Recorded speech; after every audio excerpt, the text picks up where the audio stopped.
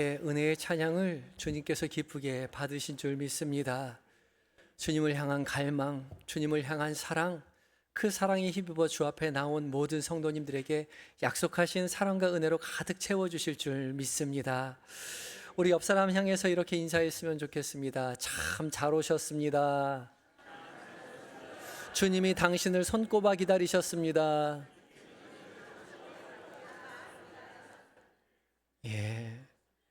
주님이 여러분을 손꼽아 기다리셨습니다. 여러분도 주일을 손꼽아 기다리셨지요? 주일만 기다리고 이제 주일이니까 교회 가야지, 그런 마음 가지고 오셨죠? 저도 주일이 기다려집니다. 주일 성도들이 오셔서 함께 예배하고 함께 교제하고 기쁘게 아이들 뛰어노는 모습이 얼마나 행복한지 몰라요. 그 행복을 누리면서 늘 마음에 두는 것은 제가 이렇게 행복한데 우리 하나님 얼마나 행복하실까, 그런 생각합니다. 여러분들이 이 자리를 기대하는 것보다 주님이 이 자리를 더 기대하고 사모하고 계세요. 하나님이 가장 좋은 것으로 주시기 위해서 여러분을 기다리고 계십니다. 그러니까 이 자리에 여러분만 기다린 것이 아니라 하나님이 더 간절히 여러분을 기다리고 계시다는 사실을 기억하시고 약속하신 모든 것을 받아 누리고 행복함을 전하시는 그런 주일 되셨으면 좋겠습니다. 오늘 봉독한 교회력의 말씀은 창세기 45장과 누가복음 6장의 말씀인데요, 공이 둘 다 용서에 대해서 말씀하시는 내용입니다. 창세기의 말씀은 총리가 된 요셉이 이제 양식을 구하러 온 형들에게 자신의 정체를 밝히고 또 형들을 용서하는 장면이 되겠고요, 누가복음은 말씀은 예수님께서 제자들에게 원수를 용서하고 사랑하라, 선대하라, 그렇게 가르치시는 내용이죠. 두 말씀을 공히 읽다 보면 눈에 띄는 전제가 한 가지 있는데, 아무런 전제 조건이 붙어 있지 않는다는 거죠. 만약에 상대방이 너희에게 잘못을 구하면 용서해 줘라가 아니라는 거죠. 상대방이 어떻게 행동하든지 상관없이 너희는 용서해라 말씀하시는 겁니다. 말이 쉽지 그게 가당키나 한 일입니까? 용서할 만해야 용서하지요. 상대방이 나에게 용서를, 잘못을 구해야 용서하지 말지 내가 결정할 수 있는 거 아니겠습니까? 그게 인지상정이잖아요. 그런데 하나님 그렇게 말씀하지 않는 거죠. 성경은 용서를 단순히 감정의 문제가 아니라 믿음의 행위라고 가르치고 계십니다. 왜 용서한다는 것이 믿음과 관계된 것일까요? 오늘 함께 말씀을 나누며 은혜를 나누고자 합니다. 첫 번째 우리가 기억해야 할 것은요, 용서는 하나님의 섭리를 신뢰하는 믿음이기 때문이라는 것입니다. 함께 읽겠습니다. 시작. 용서는 하나님의 섭리를 신뢰하는 믿음이기 때문입니다. 오늘 구약의 말씀인 창세기 45장 5절의 말씀도 읽어봅니다. 함께 읽겠습니다. 시작. 당신들이 나를 이곳에 팔았다고 해서 근심하지 마소서, 한탄하지 마소서. 하나님이 생명을 구원하시려고 나를 당신들보다 먼저 보내셨나이다. 아멘.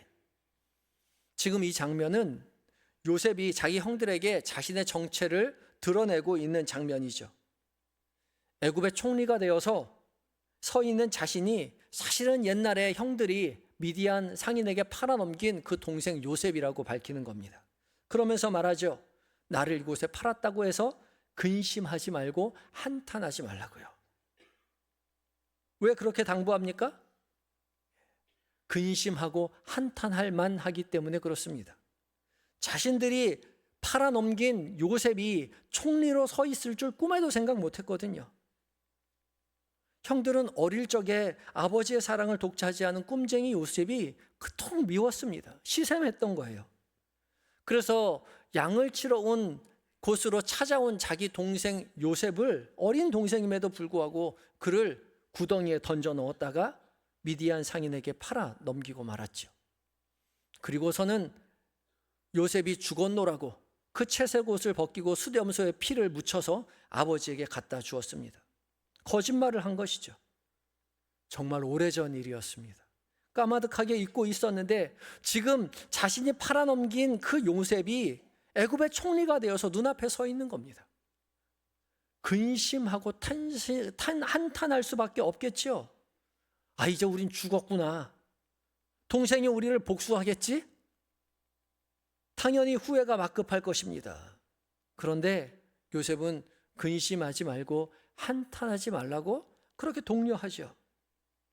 그러면서 말합니다. 하나님이 생명을 구원하시려고 나를 당신들보다 먼저 이곳에 보내셨습니다. 요셉은 자신을 판 형들의 행동을 원망하지 않고 오히려 그 악한 행동조차도 하나님의 선한 계획 안에 있었음을 믿음으로 고백하는 거죠. 지금 요셉이 형들이 잘못했다고 시인했기 때문에 용서하기로 결정한 게 아닙니다. 형들은 아무 말도 하지 않았어요. 그런데 요셉은 먼저 이 모든 일들이 하나님의 계획 안에 있다라고 믿었기 때문에 형들을 용서하기로 작정한 것이죠. 형들이 그때 나 어렸을 때 구덩이에 던져 넣었다가 미디안 상인에게 팔아 넘겼는데 마침 그 미디안 상인이 나를 이집트에 갖다 팔아 넘겼다는 거죠. 지금 내가 이렇게 이집트의 총리가 될 수 있었던 건 그때 애굽에 오지 않았다면 어려웠다는 겁니다. 애굽에 온 것조차 하나님의 인도하심이었어요. 창세기 37장 28절 말씀 함께 읽어봅니다. 시작. 그때에 미디안 사람 상인들이 지나가고 있는지라 형들이 요셉을 구덩이에서 끌어올리고 은 20에 그를 이스마엘 사람들에게 팔매 그 상인들이 요셉을 데리고 애굽으로 갔더라. 아멘. 형들은 처음엔 요셉을 죽이려고 했습니다. 죽이려고 했어요. 그러나 죽여선 안 된다는 의견이 있었기에 물 없는 구덩이에, 물을 저장하는 큰 구덩이에 던져 넣었죠. 근데 그때 때마침 미디안 상인들이 지나가고 있었다는 거죠. 그리고 형들은 이 요셉을 은 20에 팔아 넘기고 맙니다. 그런데 이 미디안 상인들이 애굽으로 가는 상인이었다는 거죠. 사실 이 미디안 상인은 애굽만 다니는 사람이 아닙니다. 애굽으로부터 바벨론까지 긴 여정 가운데 있는 그 무역상인 것이죠. 가나안, 블레셋, 메소포타미아 등 여러 지역을 오가면서 향료, 직물, 노예 등을 거래하는 사람들이었습니다. 그런데 하필이면 이 요셉을 애굽에 갔다가 팔았던 거죠. 만약에 요셉이 애굽이 아니라 다른 나라에 팔려갔더라면 애굽의 총리로 설 수 없었겠죠. 지금 형들 앞에 설 수 없었을 것입니다. 또 미디안 상인이 애굽에 팔아 넘긴 그 집이 애굽 왕 바로, 이집트의 왕 바로의 친위 대장인 보디발의 집이었다는 거예요. 또 요셉이 보디발 장군의 집에서 억울하게 옥살이에서 갇히지 않았더라면 또 감옥에서 술 맡은 관원장을 만날 수 없었겠지요. 억울한 일 당해서 너무나 억울했는데 감옥에 갇혀서 술 맡은 관원장을 만날 수 있었습니다. 거기는 공적인 감옥이 아니라 개인의 감옥이에요. 근데 거기에 술 맡은 관원장이 있었다라는 거죠. 정말 우연이 아닙니까? 또 술 맡은 관원장이 꿈을 안 꿨더라면, 또 복직이 되었어도 요셉을 생각하지 못했더라면, 또 바로가 꿈을 꾸지 않았더라면, 그 바로가 꾼 꿈을 요셉이 해석하지 못했더라면, 그 많은 우연이 겹쳐서 지금 요셉이 애굽의 총리가 되었는데, 지금 형들을 만나고 보니 내가 이렇게 애굽의 총리가 된 것은 결코 우연이 아니라 이 모든 가족들을 구원하기 위해서 나를 먼저 애굽으로 보낸 하나님의 섭리, 하나님의 계획이었음을 깨달았던 것이죠.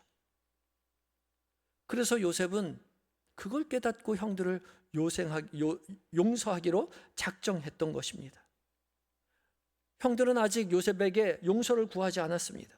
그렇지만 요셉은 형들을 미워하지 않았습니다. 그리고 그 형들과의 관계를 선한 방향으로 이끌고 갑니다. 15절 말씀 함께 읽어봅니다. 시작. 요셉이 또 형들과 입맞추며 안고 우니 형들이 그제서야 요셉과 말하니라. 아멘.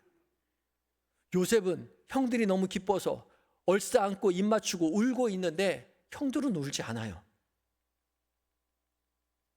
그제서야 요셉과 말하니라. 이 말하니라가 피엘 동사여서 강조 용법으로 쓰여져 있습니다.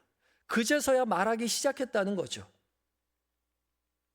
요셉의 이런 용서의 행동이 형들로 하여금 말하게 형들의 마음이 풀어지도록 해 주었다는 거죠. 요셉의 용서로 결국은 형들과 아버지 야곱과 가족들이 고센 땅에 정착해서 살게 되었고요. 그리고 이 사람들이 결국 이스라엘 민족의 모체가 되죠. 결국 이 요셉의 용서는 이스라엘 민족을 형성하는 데 지대한 역할을 하게 된 것입니다. 요셉도 그 사실을 알지 못했죠. 그렇기 때문에 요셉은 개인의 감정을 넘어서 하나님의 섭리, 하나님의 주권을 신뢰하는 행위로서 용서한 것이죠. 용서는 하나님의 섭리, 하나님의 주권을 신뢰하는 행위입니다. 그러하기 때문에 용서라는 것은 믿음과 긴밀하게 연결되어 있다는 거죠. 우리가 말하는 믿음이 무엇입니까? 하나님의 계획, 하나님의 섭리가 우리 가운데 임한다는 것을 믿는 것이 믿음입니다.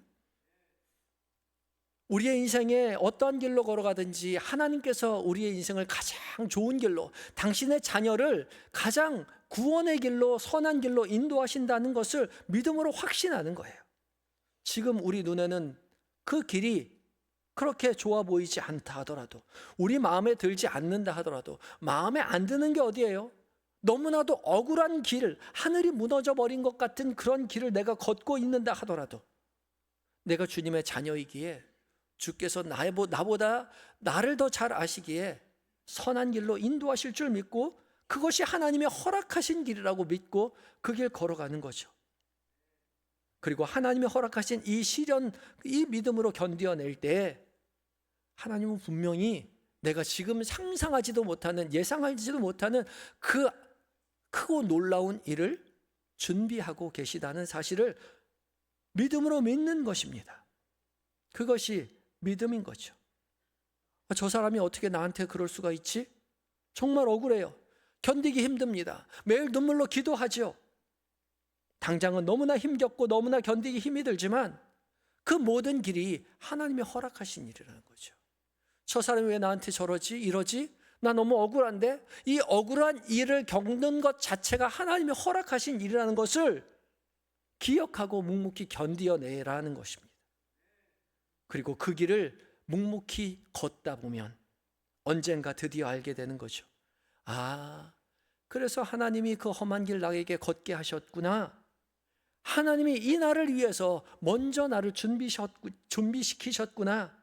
그날 하나님 앞에 감사하고 하나님을 찬양하는 날이 반드시 오게 될 것이라는 거죠. 그렇기 때문에 용서는 하나님의 섭리를 신뢰하는 믿음입니다.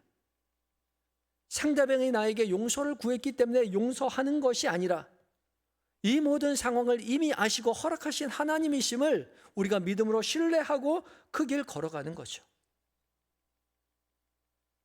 그리하여 우리가 예상하지 못했던 더 크고 놀라운 일을 경험하고 증언하는 믿음의 사람으로 서게 되시는 한영의 모든 성도님들 되시기를 예수 그리스도의 이름으로 축복합니다. 우리가 두 번째 기억해야 할 것은요, 용서라는 것은 감정이 아니라 믿음의 결단이라는 사실입니다. 함께 읽어볼까요? 시작. 용서는 감정이 아니라 믿음의 결단입니다. 용서는 우리의 감정이 아니라 믿음의 결단인 겁니다. 사람들은 용서는 우리 마음이 먼저 풀려야 그 다음 용서할 수 있다라고 생각하지요. 하지만 예수님은 용서는 단순히 마음의 감정이라고 말하지 아니하시고 믿음의 행위로 받아들여야 한다고 말씀하시죠. 누가복음 6장 27절과 28절 말씀입니다. 함께 읽습니다. 시작. 그러나 너희 믿는 자에게 내가 이르노니 너희 원수를 사랑하며 너희를 미워하는 자를 선대하며 너희를 저주하는 자를 위하여 축복하며 너희를 모욕하는 자를 위하여 기도하라. 아멘. 그러나 이 단어는 세상 사람들과는 구별된 하나님의 사람으로서 살아가야 할, 취해야 할 삶의 태도를 말하고 있죠. 세상 사람들은 원수를 원수 대하고 미워하는 자를 함께 미워하고 저주하는 자를 함께 저주하며 모욕하는 자에게 당연히 모욕하는 그런 삶을 살지만, 그러나 너희 듣는 자 나의 제자들에게 이르노니 너희들은 원수를 사랑해야 하고 너희를 미워한다 할지라도 선대해야 하며 너희를 저주하는 자를 위해서 축복해야 하며 너희를 모욕하는 자를 위해서 기도해야 한다라고 말씀하시죠. 기도하라, 선대하라, 사랑하라. 명령입니다. 명령문으로 되어 있어요. 해도 되고 안 해도 되는 것이 아니라 해야만 하는 일입니다. 쉬운 일이 아니죠. 상식적인 일도 아닙니다. 그래서 주님 우리에게 명령하신 거예요. 단호하게 명령하십니다. 원수조차 사랑하고 미워하는 사람 선대하고 저주하는 자 축복하고 모욕하는 자 위해서 기도하라고요. 왜냐하면 그렇게 살아가는 것만이 우리를 살리는 길이요 생명의 길이기 때문에 그렇습니다. 세상 사람들은 원수는 미워하는 게 당연하죠. 저주하는 자 똑같이 저주하는 게 당연하죠. 모욕하는 자에게 똑같이 갚아주어야죠. 그래야 속이 시원하지 않겠습니까? 그런데 잠깐은 속 시원할 수 있어도 그것이 우리에게 진정한 만족을 주지 못합니다. 그것이 우리에게 생명을 주지 못해요. 결코 어둠의 악순환을 끊지 못하고 미움과 저주와 모욕의 삶을 반복하게 할 뿐이에요. 저 사람이 나를 저주하니까 나도 저주하고, 저 사람이 나를 미워하니까 나도 미워하고, 저 사람 나에게 원수 대하니까 나도 저 사람 원수 대했더니 내 삶에 남는 게 뭐예요? 남 미워하고, 남 모욕하고, 남 원수 대하고, 그런 삶만이 우리 가운데 남았더라는 것이요. 악을 악으로 갚으면 우리에게 남는 것 악밖에 없다는 거예요. 거기에 속아 넘어가서는 안 됩니다. 잠깐은 시원할 수 있어요. 그러나 악으로 가득 찬 인생으로 변화되고 마는 것이죠. 그래서 세상이 우리를 악하게 대한다 하더라도 우리는 결코 악으로 세상을 맞서서는 안 됩니다. 주님은 우리에게 말씀하셨잖아요. 로마서 12장 21절 말씀입니다. 시작. 악에게 지지 말고 선으로 악을 이기라. 악한 사람에게 악으로 갚는 것이 이기는 게 아니라 악에게 지는 거예요. 나를 모욕하는 사람에게 똑같이 모욕하게 해주는 것이 이기는 것이 아니라 악에게 지는 거란 말이죠. 악을 악으로 대하는 것은 악에게 지는 것입니다. 그러니 악에게 지지 말고 선으로 악을 이기라고 말씀하고 계시죠. 세상 사람들은 악으로 악을 대하며 서로 반목하며 싸우며 살아가지만 그곳엔 결코 생명이 없어요. 그곳에 결코 하나님의 나라가 이루어지지 않는다는 거죠. 그래서 예수님은 32절부터 34절까지 믿음의 사람들에게 반문하십니다. 너희가 만일 사랑하는 자만 사랑하면 너희가 하나님 앞에 칭찬받을 것이 무엇이냐? 너희가 만일 선대하는 자만 선대하면 너희가 하나님 앞에 칭찬받을 게 뭐가 있겠느냐? 너희가 만일 받기만을 바라고 사람들에게 구워준다면 하나님 앞에 칭찬받을 게 뭐가 있겠느냐? 물어보고 계시는 거죠. 이 땅에 살아가지만 우리가 하나님의 사람으로, 하나님의 자녀로, 예수 그리스도의 제자로 살아갈 때에 나중에 천국 가서 칭찬받을 일이 아무것도 없다는 거예요. 세상 사람들하고 똑같이 살면. 그리고 이렇게 말씀이 이어지지요. 35절 말씀 함께 읽어봅니다. 시작. 오직 너희는 원수를 사랑하고 선대하며 아무것도 바라지 말고 구워주라. 그리하면 너희 상이 클 것이요 또 지극히 높으신 이의 아들이 되리니 그는 은혜를 모르는 자와 악한 자에게도 인자하시니라. 오직 믿음의 사람들에게 주님 말씀하시죠. 오직 너희는 원수를 사랑하고 선대하고 아무것도 바라지 말고 구워주라는 거죠. 그리하면 하늘에서 너희의 상이 클 것이죠. 그리고 또한 지극히 높으신 이 바로 하나님의 아들이 되는 것입니다. 하나님의 아들로서 하나님의 성품을 닮은 자로 살아내라라고 말씀하고 계시는 겁니다. 그리고 이어지는 말씀에 그러죠. 그는 하나님은 은혜를 모르는 자와 악한 자에게도 인자하시니라. 하나님의 성품이 인자하시기에 선인에게도 악인에게도 동일하게 해를 비추는 것처럼 너희가 하나님의 자녀라면 하나님의 자녀답게 세상 사람들과는 다른 삶을 살아내라 말씀하고 계시는 거죠. 그래야 세상이 너희를 보고 하나님의 자녀인 줄 알 것이다. 그래야 너희가 하나님의 자녀요 예수 그리스도의 제자이다 라고 말씀하시는 겁니다. 세상 사람들도 우리에게 말하죠. 너 교회 다닌다며, 예수 믿는다며. 속썩이는 남편이 교회 가가지고 갔다 오면 하는 소리가 늘 그렇죠. 교회에서 그렇게 가르치디? 네가 믿는 예수님이 그렇게 하라고 가르쳤어? 그렇게 남편이 해대요.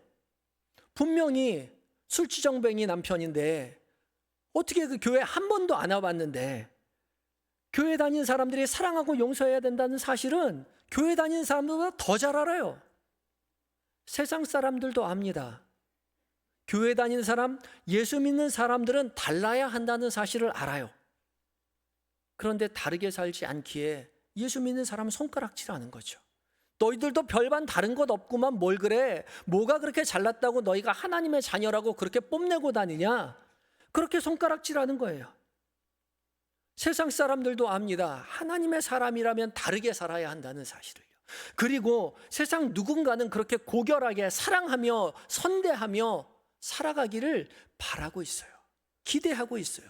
믿는 사람들에게 기대하는 그 기대가 하나님뿐만 아니라 세상 사람들에게도 있다고요. 그래서 우리가 믿는 사람으로서, 하나님의 자녀로서, 예수 그리스도의 제자로서 그들의 기대에, 하나님의 기대에 부응하는 삶을 살아내야 하는 것이죠. 쉽지 않아요. 억울하거든요. 술 먹고 주정하는 남편에게 선대하는 일이 얼마나 억울합니까? 해코지하는 직장 상사에게 선대하는 일이 얼마나 억울해요. 그러나 우리가 예수 믿는다면, 하나님의 자녀라면 그렇게 하기로 결단하는 것입니다. 결단하는 거예요. 우리의 아량으로 용서하는 것이 아니라 주님께서 그 길을 선택하라고 말씀하셨기 때문에 선택하는 거예요. 용서는 믿음의 결단입니다. 세상의 자녀가 아니라 하나님의 자녀로 살아내기 위한 우리의 결단이에요. 용서하기로, 사랑하기로, 선대하기로 결단하시는 저와 여러분들이 되셔야 할 것입니다. 쉽지 않습니다. 그러나 하나님도 쉽지 않게 우리를 용서하셨어요. 하나님께서 우리를 용서하실 때에 쉽게 그래 내가 너희들 다 용서해 줄게 말로 용서하신 것이 아닙니다. 하나님도 우리를 용서하시기 위해 자기보다 더 소중하게 여기는 자신 하나밖에 없는 독생자 예수 그리스도를 우리 위해서 십자가에 못 박으셨어요. 하나님도 용서하기 위해서 기꺼이 손해보고 희생하셨습니다. 그러니 우리도 희생하며 손해보며 용서해야 돼요. 그게 맞는 겁니다. 우리의 아량으로 용서하는 것이 아니라 주께서 희생으로 우리를 용서하셨기에 그것을 기억하며 우리도 희생하며 용서하는 거죠. 1만 달란트 탕감받은 그 부자가 100데나리온 탕감받은 것, 1만 달란트 탕감받은 것을 생각하고 용서해 주는 거죠. 용서는 믿음의 결단입니다. 그래서 주님은 우리에게 이렇게 기도하라고 말씀하시지요. 누가복음 11장 4절 말씀 함께 읽습니다. 시작. 우리가 우리에게 죄 지은 모든 사람을 용서하오니 우리 죄도 사하여 주시고 우리를 시험에 들게 하지 마시옵소서 하라. 아멘. 이 말씀은 예수님께서 제자들에게 가르쳐 주신 주기도문의 일부죠. 주님께서 당신의 제자들에게 이렇게 기도하고 살아라 가르쳐 주셨습니다. 그래서 우리 모일 때마다 이 기도하고 있어요. 우리가 우리에게 죄 지은 사람 모든 사람 용서하오니 우리의 죄도 사하여 주시옵소서. 그렇게 기도하고 살아요. 그래서 우리가 예수 그리스도의 제자라면 마땅히 용서하며 살아야 되는 거예요. 모든 사람을 용서하오니 우리의 죄도 사하여 주옵소서. 그것이 제자됨입니다. 주께서 이미 용서하셨지만 우리가 모든 사람 용서할 때에 주님 우리에게 칭찬해 주시고 우리 죄를 사해 주신다라고 그렇게 말씀하고 계시는 겁니다. 우리가 세상을 향해 선대하고 용서하며 사랑하며 살아갈 때 세상은 우리를 통해서 하나님의 나라가 이 땅 가운데 임하였음을, 우리가 하나님의 제자임을, 예수 그리스도의 제자임을, 하나님의 자녀임을 깨닫게 되는 것이죠. 그렇기 때문에 우리는 힘들더라도 용서하기로 결단해야 합니다. 용서는 감정이 아니라 결단이에요. 용서하기로 결단하시는 성도 여러분들이 되시기 바랍니다.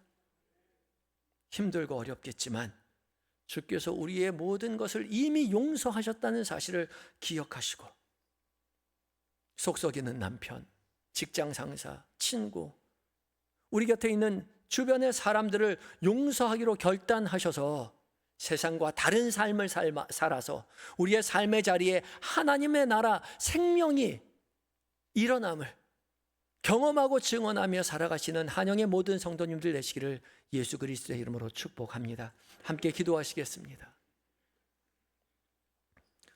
죽을 수밖에 없는 우리를 사랑으로 용서하여 주신 주님, 이 시간 우리로 용서하라 말씀하여 주시니 감사합니다. 용서하기 억울하고 참 비참하고 힘겨운 자리에 서 있을 수 있으나 우리를 먼저 용서하신 주님의 용서하심을 기억하여 우리도 서로 용서하기로 결단하는 우리 모두가 되게 하여 주시옵소서. 그래야 우리의 삶의 모든 자리 가운데 하나님의 나라의 평화가 임함을 보게 하시며 우리로 그리스도의 참된 제자며 하나님의 자녀됨을 하나님 만끽하고 살게 하여 주시옵소서. 끝까지 참으시고 용서하신 예수님의 이름으로 감사하며 기도드립니다. 아멘.